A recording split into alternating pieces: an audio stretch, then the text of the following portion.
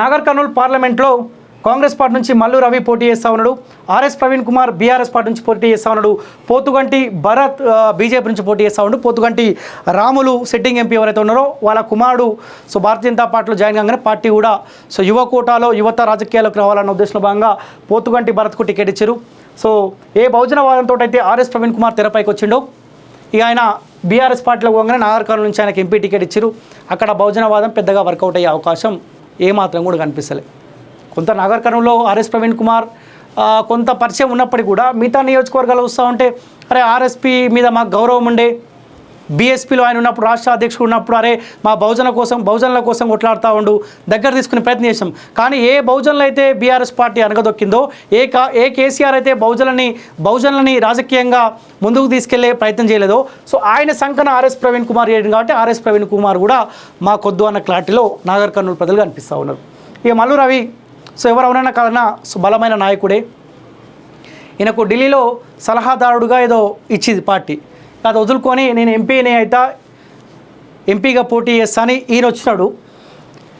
ఇక్కడ నేను కొంతమంది ప్రజలతో మాట్లాడినా అక్కడ కూడా మోదీ వేవ్ కనిపిస్తూ ఉంది. ఇక యువత అయితే వన్ సైడు పోతుగంటి భరత్ అన్నకు మేము అవకాశం ఇస్తాం, యువత రాజకీయాల్లోకి రావాలి, మా యువత బాధ పోతుగంటి భరత్ అన్న గెలిస్తే మమ్మల్ని పట్టించుకునే అవకాశం ఉంటుంది, చాలాసార్లు మల్లు రవికి అవకాశం ఇచ్చినాం, మేము కూడా మార్పు కోరుకుంటా ఉన్నాం, యువ కోటాలో మాకు పోతుగంటి భరత్ కావాలని ఆలోచనలు వాళ్ళు ఉన్నారు. ఏదేమైనప్పటికీ ఇక్కడ కూడా కాంగ్రెస్ వర్సెస్ బీజేపీగా అనిపిస్తూ ఉంది.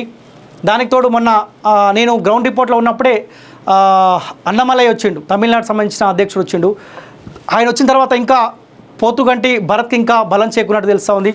ఇంకా కాస్త బీజేపీ వేవ్ ముందుకు వెళ్ళినట్టు కనిపిస్తూ ఉంది. ఇంకా కొంత ప్రయత్నం చేస్తే పోతుగంటి భరత్ కూడా నాగర్ కర్నూలు నుంచి బయటపడే అవకాశం ఉంటుంది. ఇక్కడ BRS party RS Praveen Kumar గారు థర్డ్ ప్లేస్లో ఉంటారు. మంచి పేరుండే ఆర్ఎస్ ప్రవీణ్ కుమార్ అంటే మాకు కూడా గౌరవం ఉండే, ఇప్పటికి కూడా గౌరవమే.